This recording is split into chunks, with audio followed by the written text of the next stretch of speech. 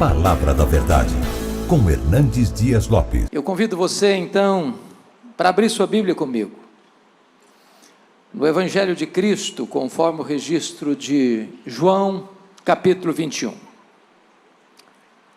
E faremos a leitura do verso 1 ao verso 9, ao verso 19. João 21, de 1 a 19.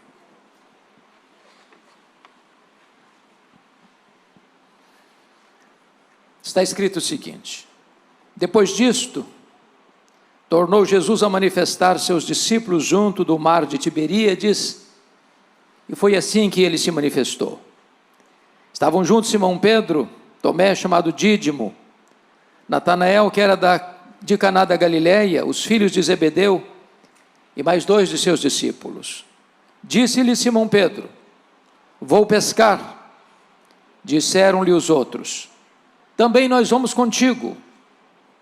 Saíram e entraram no barco, e naquela noite nada apanharam. Mas ao clarear da madrugada estava Jesus na praia. Todavia os discípulos não reconheceram que era ele. Perguntou-lhe Jesus: filhos, tendes aí alguma coisa de comer? Responderam-lhe: não. Então lhes disse: lançai a rede à direita do barco e achareis. Assim fizeram e já não podiam puxar a rede, tão grande era a quantidade de peixes.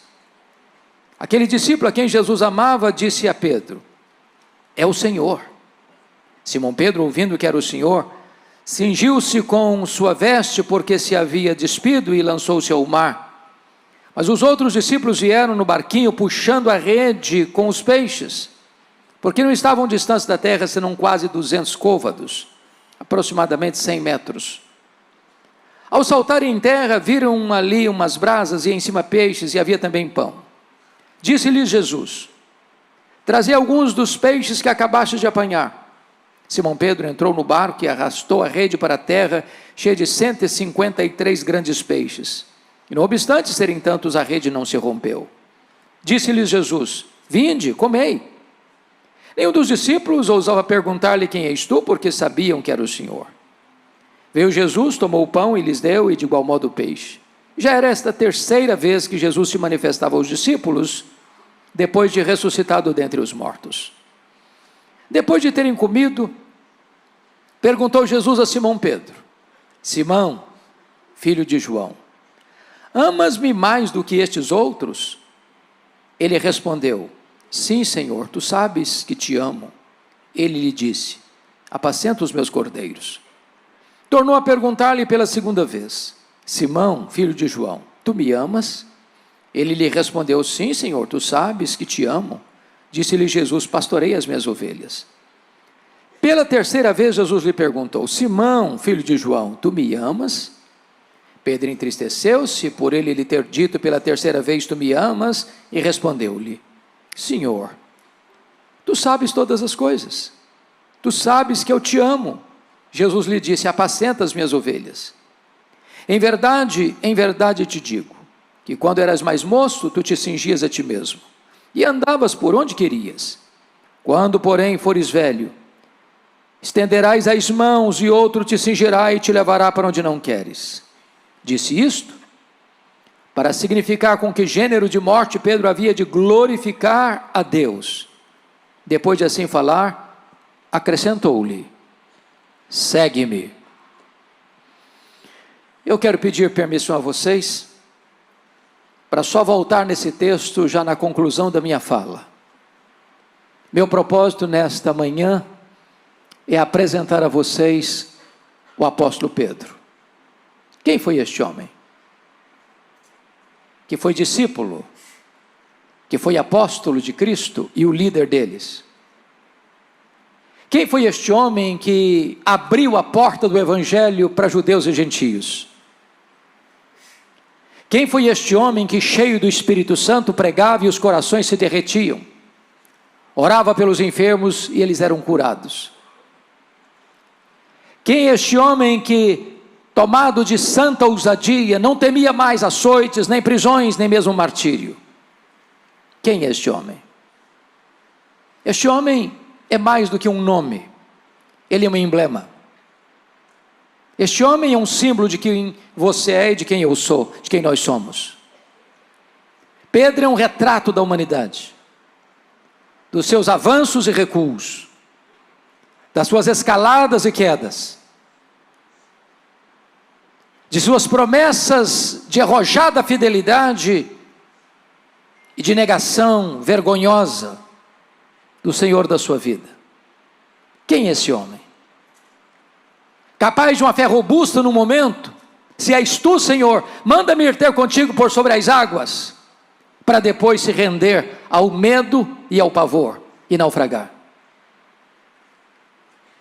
Capaz de declarar de maneira cristalina: tu és o Cristo, Filho do Deus vivo, para em segui-la, usado por Satanás, tentar afastar Jesus da cruz.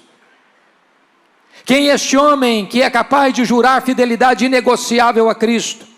Ainda que todos te abandonem, eu jamais, para em seguida, covardemente negar Jesus 3 vezes. Quem é este homem? Este homem está aqui nesta manhã. Este homem mora debaixo da sua pele. O coração de Pedro bate no seu peito. O sangue de Pedro corre em suas veias.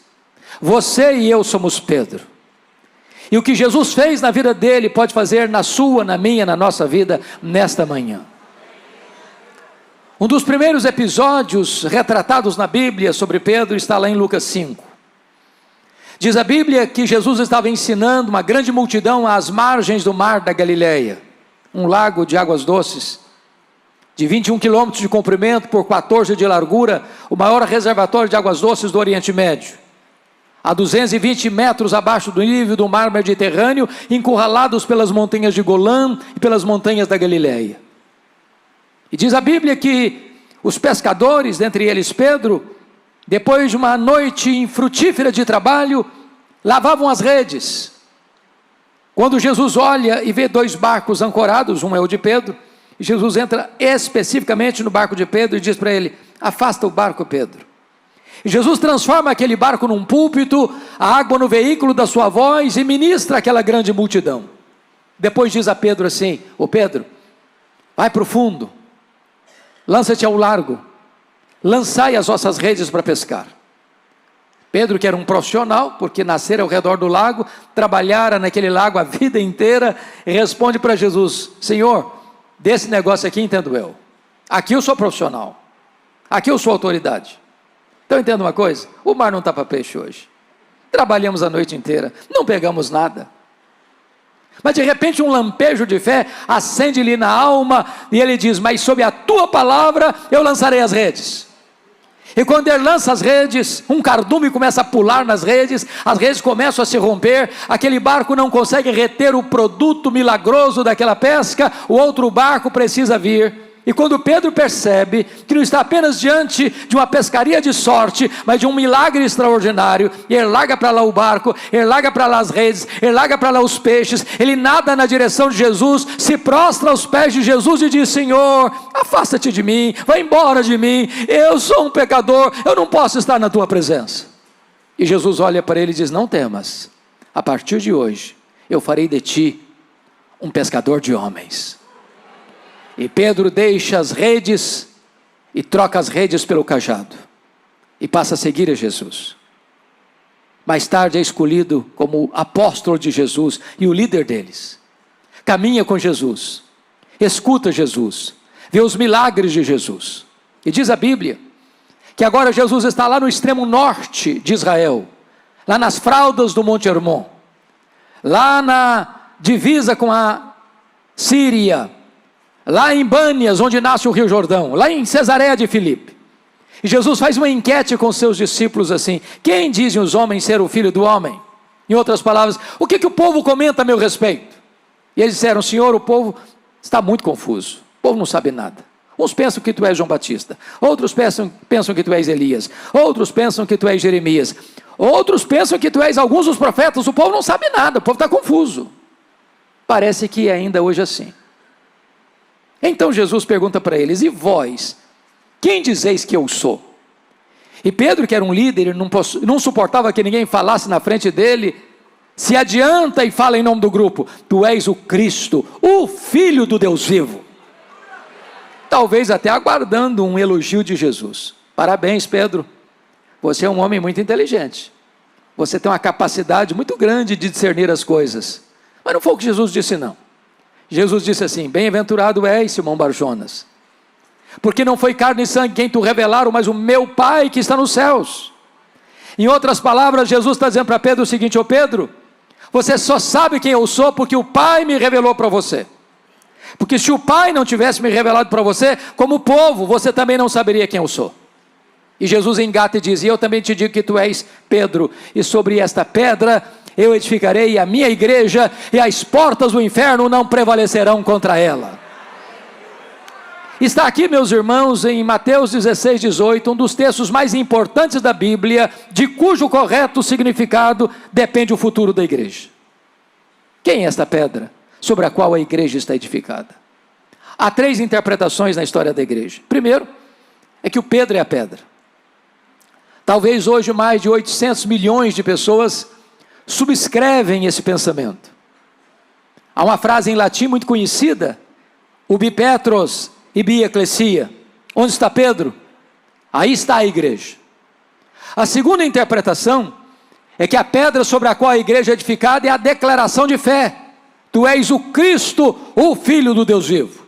Onde essa declaração é feita, aí a igreja está estabelecida. Mas a terceira interpretação, e eu subscrevo a terceira interpretação, e eu estou seguro de que, se não todos aqui, a maioria de nós entende assim, é que o fundamento da igreja, esta pedra, é o próprio Cristo. E o texto nos leva a essa conclusão, se não vejamos. Há na língua grega uma espécie de trocadilho entre a palavra Pedro e a palavra pedra. Pedra é Petra, Pedro é Petros. Pedra não deriva de Pedro, Pedro deriva de pedra. Petra é uma rocha inabalável, Petros é um fragmento de pedra arrancado de um maciço rochoso. Então o que Jesus está dizendo é o seguinte: eu também te digo que tu és Petros, fragmento de pedra, mas sobre esta rocha que sou eu edificarei a minha igreja. A palavra pedra é uma metáfora usada apenas para Deus em toda a Bíblia. Mas também o pronome demonstrativo nos ajuda a entender. Tanto no grego, quanto no inglês, quanto no português, há uma diferença entre esta e essa. Por exemplo, eu estou com a minha Bíblia aqui, eu digo esta Bíblia. Mas se eu coloco a Bíblia no púlpito e me afasto do púlpito, eu digo essa Bíblia. Se Jesus tivesse a intenção de dizer que Pedro era pedra, ele teria dito: eu também te digo que tu és Petros, mas sobre essa pedra eu edificarei minha igreja. Mas não foi o que Jesus disse. Eu também te digo que tu és Petros, mas sobre esta pedra eu edificarei a minha igreja. Então há 4 verdades aqui. Primeiro, Jesus é o fundamento da igreja. Ele é a pedra fundamental da igreja. Pedro entendeu isso quando pregou em Jerusalém. Pedro entendeu isso no final da vida, quando escreveu a sua primeira carta. Jesus é a pedra. Paulo entendeu isso quando disse: ninguém pode lançar outro fundamento além daquele que já foi posto, o qual é Cristo Jesus nosso Senhor. Então a igreja está debaixo, a igreja está fundamentada sobre esta base sólida que não se abala: Jesus Cristo nosso Senhor. A segunda verdade é que Jesus é o dono da igreja. Ele diz assim: eu edificarei a minha igreja. A igreja não é sua, a igreja não é minha, a igreja não é nossa, a igreja tem dono. E o dono da igreja tem marcas de cravos em suas mãos. O dono da igreja a comprou não com ouro, não com prata, mas com seu precioso sangue. Terceiro, Jesus é o edificador da igreja. Ele está dizendo: eu edificarei a minha igreja. Quem edifica a igreja não é você, nem eu, nem nós. Na verdade, tudo provém de Deus. Ele quem nos dá arrependimento para a vida, Ele quem nos dá a fé salvadora, Ele quem nos regenera. É Deus quem nos justifica, é Deus quem nos santifica, é Deus quem nos batiza pelo Espírito no corpo de Cristo, é Deus quem nos sela com o Espírito Santo, é Deus que nos deu o Espírito como penhor da nossa redenção, é Deus quem há de nos glorificar. Tudo provém de Deus, a salvação é obra de Deus, de A a Z, para que toda a glória pertença a Ele. É Ele quem está edificando a sua igreja. Nós poderíamos usar todo o nosso conhecimento, toda a nossa metodologia, e nós não produziríamos sequer um convertido. Não fora Deus, nenhum de nós estaria aqui nesta manhã. Ele quem está edificando a sua igreja. Mas em quarto lugar, Jesus é o protetor da igreja. E as portas do inferno não prevalecerão contra ela. Não importa se vem perseguição, não importa se a situação se tornará adversa, meus irmãos, nada nem ninguém pode deter os passos da igreja, porque a igreja é vitoriosa, a igreja é indestrutível, porque aquele que morreu por ela a protege do mal. Diz o texto de Mateus 16, que depois de Jesus deixar isso claro para os seus discípulos, ele vira uma página e começa a ensinar uma nova fase do discipulado, e pela primeira vez, ele compartilha com seus discípulos, que era necessário que ele subisse para Jerusalém, fosse entregue nas mãos dos principais sacerdotes e escribas, para ser crucificado, para ressuscitar ao terceiro dia. E quando Pedro, que acabara de falar que ele era o Cristo, o Filho do Deus vivo, escuta isso, ele chama Jesus à parte, vem cá Jesus, vem cá um pouquinho, vem cá. E passa a repreender a Jesus. Tem compaixão de ti mesmo. Que é isso? Larga a mão desses pensamentos doentios, soturnos. Não pense em cruz não, pense em vida. E Jesus olha para ele e diz: arreda, Satanás, és para mim causa de tropeço. Tu não cogitas as coisas de Deus, apenas as coisas dos homens. Irmãos, entendamos isso. Se a igreja estivesse edificada sobre Pedro, ela estaria edificada sobre uma areia movediça. Mas bendito seja Deus, a igreja está edificada sobre uma rocha que não se abala. Mas vamos entender algo aqui. O que é que Jesus não disse? Jesus não está dizendo que Pedro é Satanás. Segundo, Jesus não está dizendo que Pedro está endemoniado. Terceiro, Jesus não está mandando Pedro arredar. Quarto, Jesus está mandando Satanás arredar. Que Satanás? O Satanás que está induzindo Pedro a afastar Jesus da cruz. Porque se não entendermos isso, a gente vai dizer: arreda Pedro, aí o Satanás fica. Não, Satanás arreda, Pedro fica. Pedro é discípulo, Pedro é apóstolo. Em Pedro, Jesus vai continuar trabalhando e investindo. Eu quero dizer para você que apesar dos nossos deslizes e fracassos, o Senhor Jesus não abre mão da nossa vida, Ele não desiste de nós. Tanto é prova, meus amados, que uma semana depois, Jesus sobe um alto monte para orar. E quem Ele leva consigo? Pedro, Tiago e João. A tradição diz que é o Monte Tabor, outros acham que é o Monte Hermon. Não importa que monte, cristão não faz peregrinação sagrada. Para o cristão todo o solo é sagrado. Jesus está aqui nesta manhã e Ele é digno de toda honra, de toda glória e de todo louvor.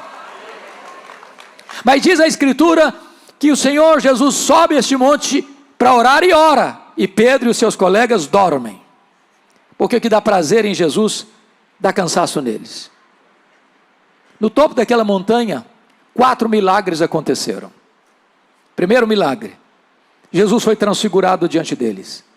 Segundo milagre, Moisés e Elias aparecem em glória, conversando com Jesus sobre a sua partida para Jerusalém, o seu êxodo, onde ele haveria de quebrar as nossas algemas, romper nossas cadeias e nos tornar livres. Terceiro milagre, uma nuvem luminosa os envelopa. Quarto milagre, de dentro da nuvem surge uma voz divina dizendo: este é o meu filho, o meu eleito, a ele ouvi. Apesar de ver tantos milagres, Pedro está sem discernimento espiritual.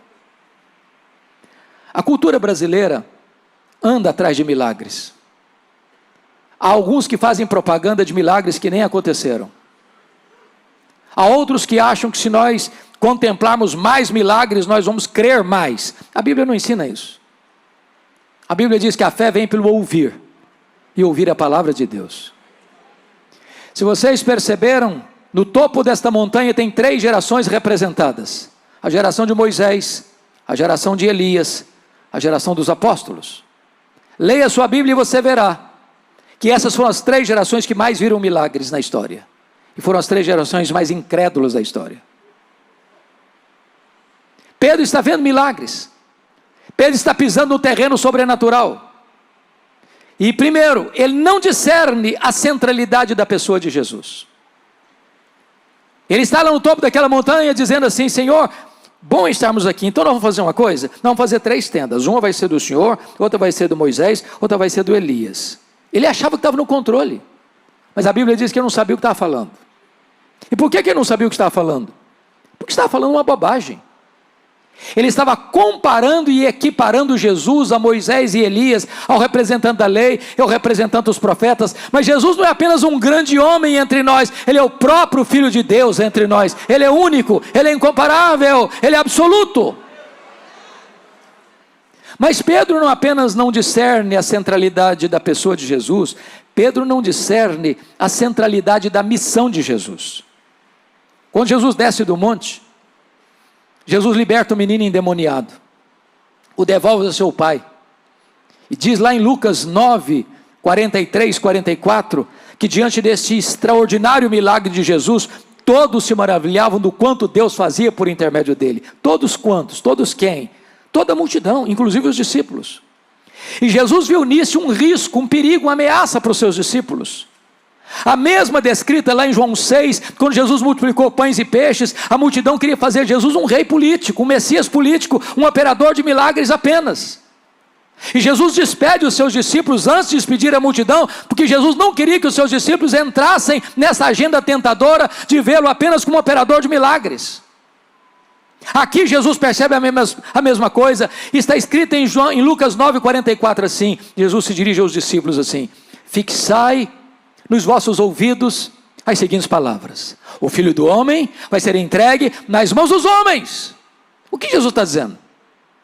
O que ele está dizendo é o seguinte: não pensem vocês que eu vou mudar minha agenda, não pensem vocês que eu vou alterar o cronograma, não pensem vocês que eu desci do céu apenas para realizar milagres, para curar os enfermos, para levantar os paralíticos, para purificar os leprosos. Eu vim ao mundo para ir para a cruz, e é para a cruz que eu estou indo, porque é lá na cruz que eu vou libertar vocês, é lá na cruz que eu vou tornar vocês livres, é lá na cruz que será o êxodo de vocês.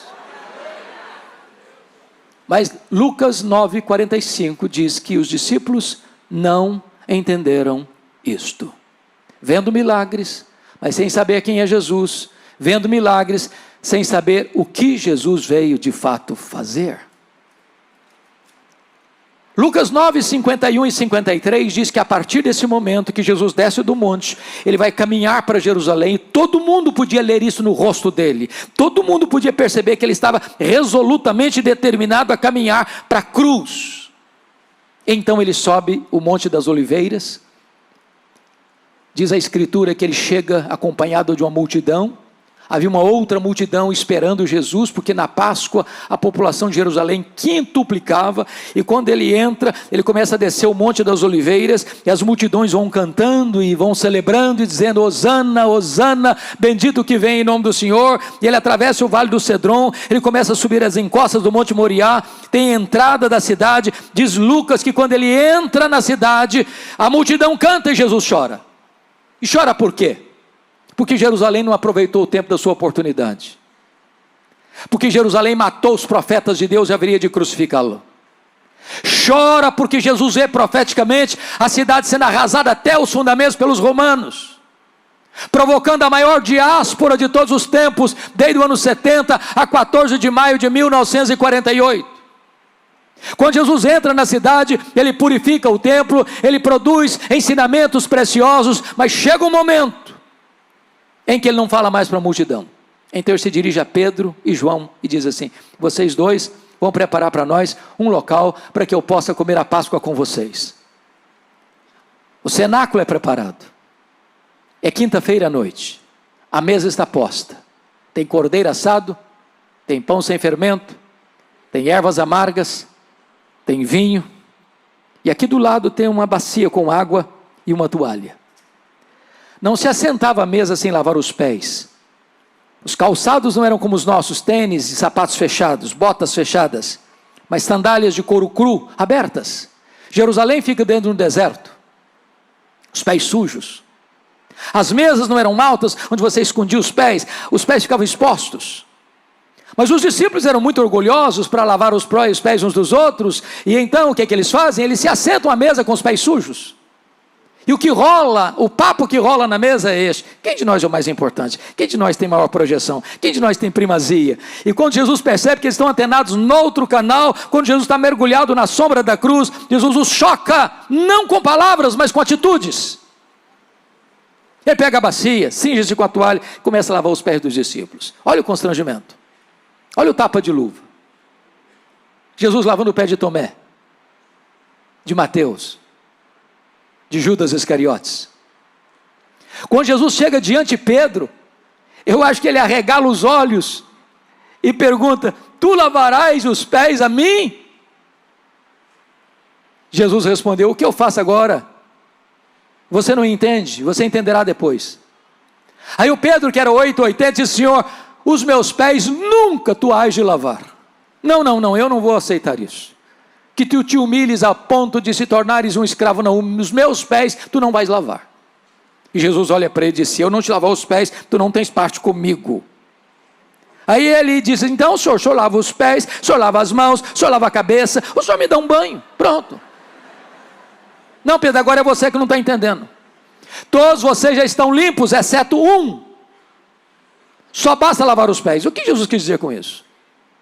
Todos vocês já passaram pelo lavar regenerador do Espírito Santo. Isso acontece uma única vez na vida e nunca mais precisa se repetir. Mas aqueles que já foram regenerados precisam constantemente no processo da santificação.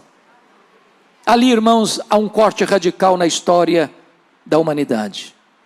Porque no cenáculo, Jesus, ao comer a Páscoa, encerra esse ciclo, quando ele pega um pão, o parte e diz: este pão é o meu corpo, que é dado por vós, tomai e comei, faz isto em memória de mim.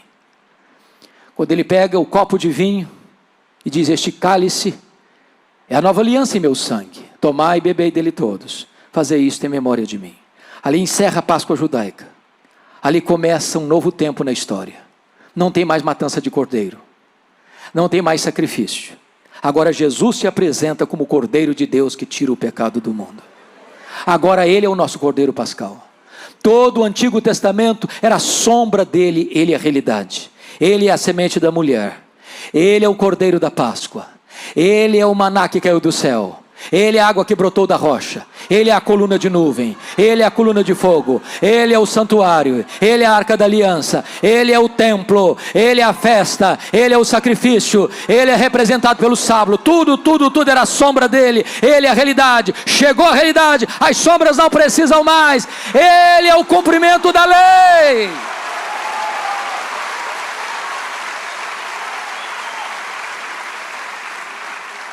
Depois que ele participa e celebra a ceia, ele diz assim para os seus discípulos, ao caminhar já para descer para o Monte das Oliveiras, e diz assim: nesta noite todos vós vos escandalizareis comigo, como está escrito: ferirei o pastor e as ovelhas ficarão dispersas. Então Jesus se aproxima do Pedro, diz: Pedro, Satanás vos requereu para peneirardes como trigo, mas eu roguei por ti para que a tua fé não desfaleça.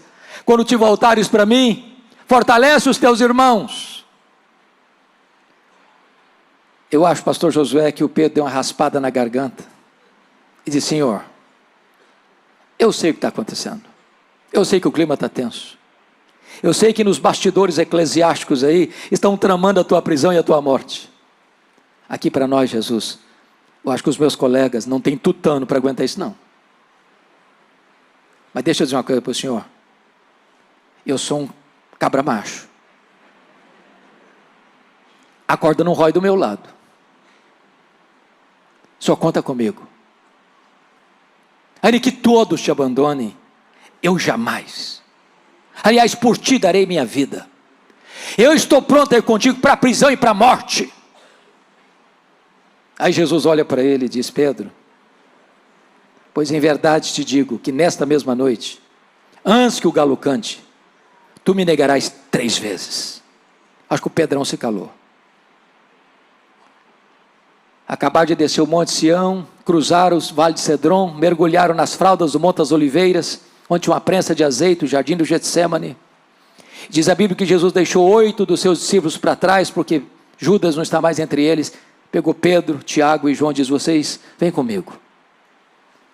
Quando Jesus ficou sozinho com os 3, Jesus abriu o coração para eles e disse: a minha alma está profundamente triste até a morte. Ficai comigo, vigiai comigo. E diz a Bíblia que Jesus avança sozinho para o interior do jardim. Ele, o Rei da Glória, o Criador do universo, prostra-se com o rosto no chão.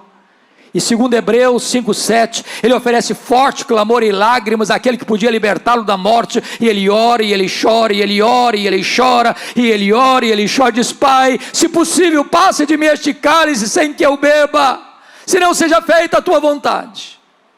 Quando ele se levanta desse primeiro período de oração e vai aos 3 discípulos, eles estão dormindo. E Jesus não acorda os 3, não, acorda Pedro. Pedro, nenhuma hora pudeste vigiar comigo? Vigiai e orai para que não entreis em tentação. O espírito está pronto, mas a carne é fraca. E Jesus volta para o segundo período de oração, e ora e chora, e ora e chora, e ora e chora, e fala as mesmas palavras.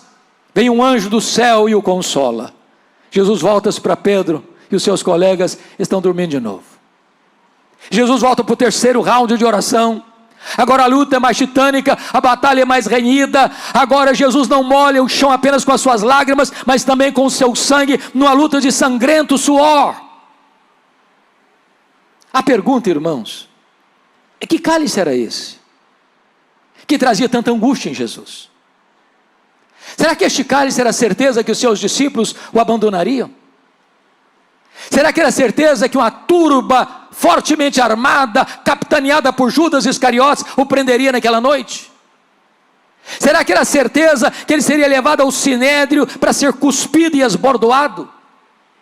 Será que era certeza de que costurariam contra ele 2 pesadas acusações: blasfêmia contra Deus e conspiração contra César? Será que era certeza de que o governador Pôncio Pilatos, covardemente, para atender ao grito da multidão, o entregaria à cruz? Será que era certeza de que ele caminharia pelas apinhadas ruas de Jerusalém, sob os apupos e vaias de uma multidão ensandecida? Será que era certeza que ele seria esticado naquele leito vertical da morte, suspenso entre a terra e os céus?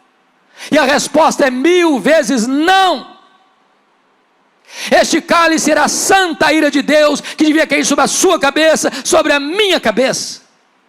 Este cálice era a certeza de que ele, sendo amado do Pai, gritaria na cruz: Deus meu, por que me desamparaste?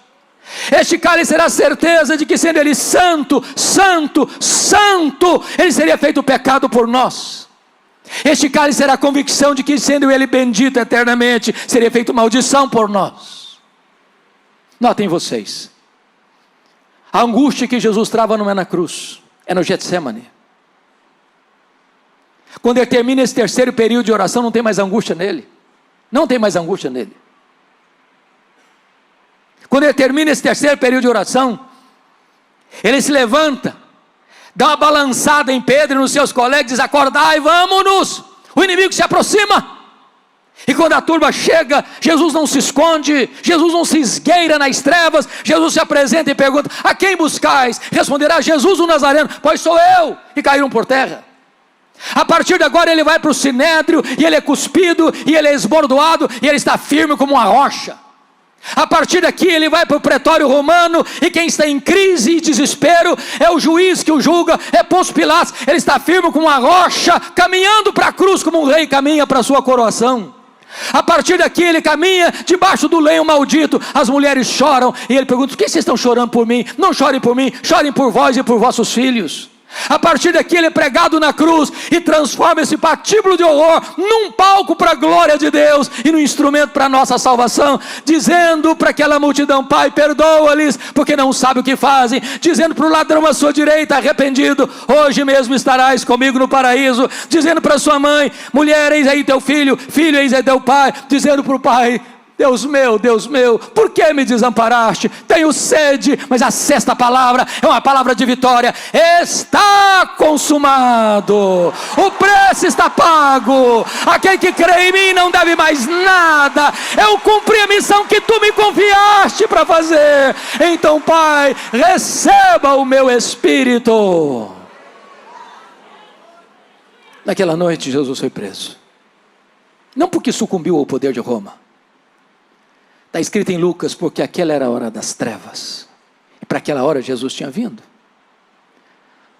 Os discípulos de Jesus se dispersaram, acovardados, e Pedro também, ia seguindo Jesus de longe, sorrateiro e furtivamente, conseguiu entrar lá na casa do sumo sacerdote. Tinha uma fogueira acesa, a noite estava fria, e ele tenta se aquentar ali ao redor daquela fogueira, quando passa uma criada, no lusco-fusco da noite, olha bem para ele, consegue discerni-lo, e diz assim: tu também és discípulo dele?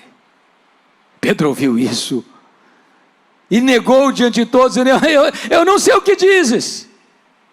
Ele sai aqui, desta área, vai lá para o alpendre, tenta se esconder por lá, quando passa outra criada e olha, o discerne e diz assim para os colegas: aquele lá é discípulo dele também. Pedro escutou isso e disse: eu juro que eu não conheço esse homem. Passaram alguns homens, o reconheceram e disseram: esse sotaque seu nortista, esse sotaque de Galileu, indisfarçável, você é discípulo dele mesmo, você é mesmo. E ele agora não apenas nega, ele agora não apenas jura, ele agora blasfema, ele fala palavrão, ele fala impropérios. Eu não conheço esse homem. O galo cantou, e quando o galo cantou, Jesus cravou nele o olhar. Diz a Bíblia que Pedro caiu em si, desatou a chorar e saiu dali chorando amargamente. Naquela quinta-feira à noite, Jesus foi cuspido, foi esbordoado. Pedro não estava lá. Sexta-feira de manhã, Jesus levado ao pretório romano. Pedro não estava lá. Sexta-feira, 9h da manhã, Jesus é pregado na cruz. Pedro não estava lá. Foi outro Simão que ajudou Jesus a carregar a cruz. Pedro não estava lá. 3h da tarde, na sexta-feira, Jesus morre na cruz. Pedro não estava lá para sequer oferecer um sepultamento digno para ele. Foi preciso que outra pessoa fizesse. Jesus foi sepultado e Pedro não estava lá. Chegou o sábado, o silêncio da morte. Pedro está trancado com medo dos judeus. Domingo de manhã, não é Pedro, nem os discípulos, são as mulheres da Galileia que vão ao sepulcro. Pedro não estava lá. Quando elas chegam, pensando quem vai rolar a pedra está rolada. Quando elas olham, o túmulo está aberto. Quando elas entram, o túmulo está vazio. Quando elas saem, um anjo pergunta para elas: o que vocês vieram fazer aqui? Procurar entre os mortos aquele que está vivo. Ele não está mais aqui não, ele ressuscitou. E tem um recado aqui, ide dizei aos seus discípulos e a Pedro, que ele irá diante de vós para Galileia, lá o vereis, como ele vos disse. Meus irmãos, por que mencionar o nome do Pedro? Ele é discípulo. Por que Jesus mencionou o nome de Pedro? Por que Pedro? Porque Jesus sabia que Pedro não se sentia mais discípulo. Pedro, Petros, fragmento de pedra, mentira, pó, apenas pó.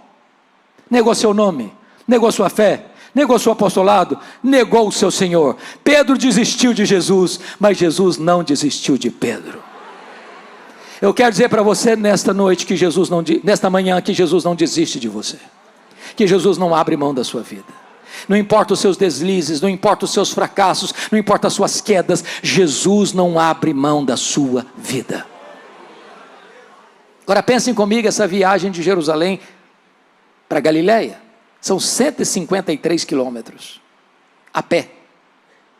Eu acho que cada passada de Pedro era uma martelada na consciência, era uma fisgada na alma. Eu acho que foi caminhando e pensando assim: quando Jesus se encontrar comigo, ele vai me quebrar todinho, vai me arrebentar tudo. Ele vai botar o dedo no meu nariz e dizer que eu sou um fracasso, que eu sou um covarde, e eu sou mesmo. Quando ele chega na Galileia, Jesus não está lá. Aí ele diz assim para os seus colegas: eu vou pescar. Notinha de rodapé. nós deveríamos orar mais pelos líderes, sabia? Porque não tem líder neutro. Líder sempre influencia ou para o bem ou para o mal. Porque Pedro era um líder.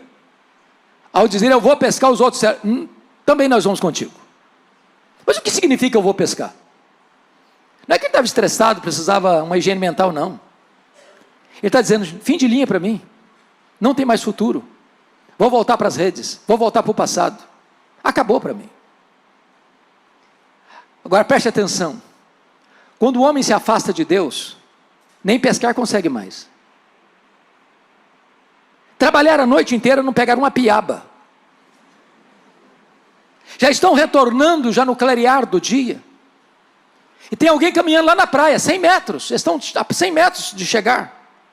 E esse que caminha na praia, se dirige a eles lá no barco e pergunta assim, covardes! Foi assim? Não. Filhos! Filhos! Filhos! Filhos! Tem mais de 1 tonelada de graça nessa palavra. Para um bando de covardes, de desertores. Jesus se dirige a eles dizendo, filhos. É assim que Jesus olha a você e a mim nesta manhã. Filhos. Tens aí alguma coisa de comer?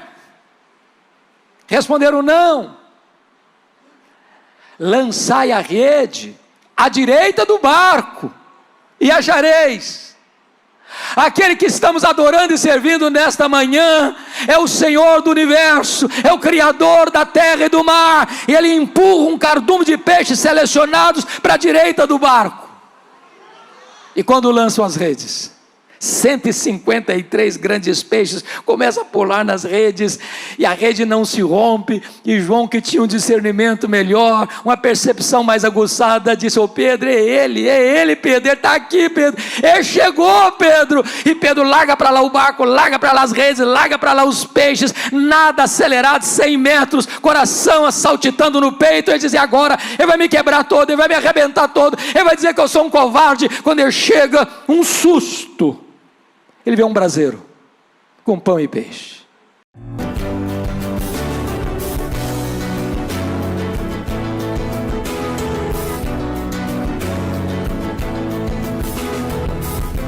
Palavra da Verdade, com Hernandes Dias Lopes.